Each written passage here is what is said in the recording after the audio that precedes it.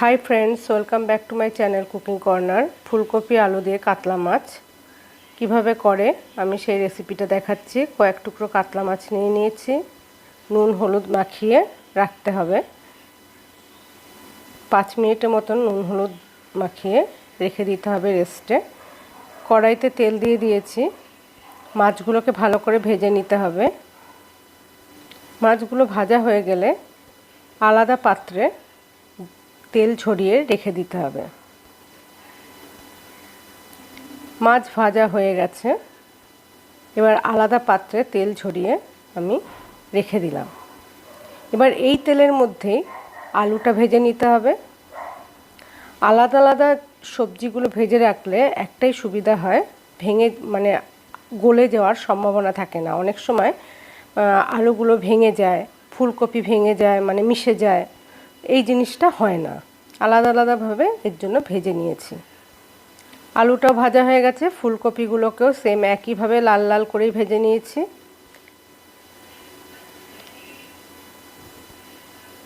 এরপরে আমি কড়াইতে একটু তেল দিয়ে দিলাম, একটু জিরে ফোড়ন দিলাম।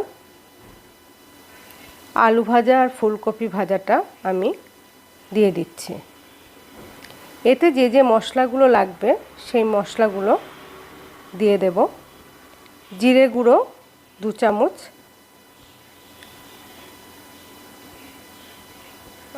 হলুদের গুঁড়ো 1 চামচ,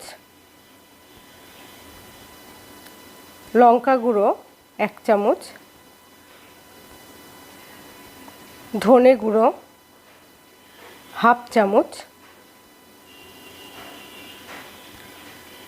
একটু টমেটো কুচি,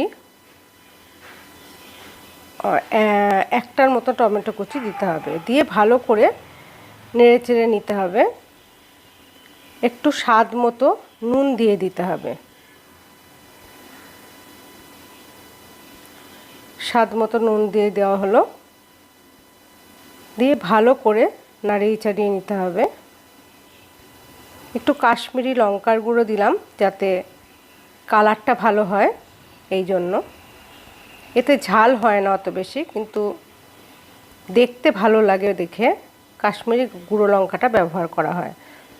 কষানো হয়ে গেছে, আমি একটু জল দিয়ে দিলাম। জল দিয়ে দেওয়ার পরে একটু ঢেকে রাখতে হবে 5-7 মিনিটের জন্য। ফুলকপি আলুগুলো যখন সিদ্ধ হয়ে যাবে তখন আমি মাছগুলো দিয়ে দেবো। মাছগুলো দিয়ে দিয়েছি, সাজিয়ে দিয়েছি। দিয়ে এবার একটু ঢেকে রাখতে হবে।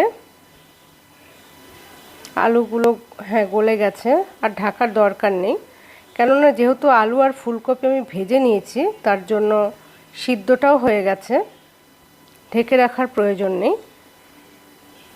এরপরে আমি একটু ধনে পাতা কুচো করে রেখেছিলাম, ধনে পাতাটা দিয়ে দিলাম। একটু শাহি গরম মশলা দিয়ে দেবো। যদি রেসিপিটা ভালো লাগে তোমরা বাড়িতে অবশ্যই করবে, কমেন্ট বক্সে অবশ্যই লিখবে। যদি ভালো লাগে লাইক, কমেন্ট, সাবস্ক্রাইব অবশ্যই করবে। অবশ্যই অবশ্যই অনেক লাইক করবে, সাবস্ক্রাইব করবে। ধন্যবাদ।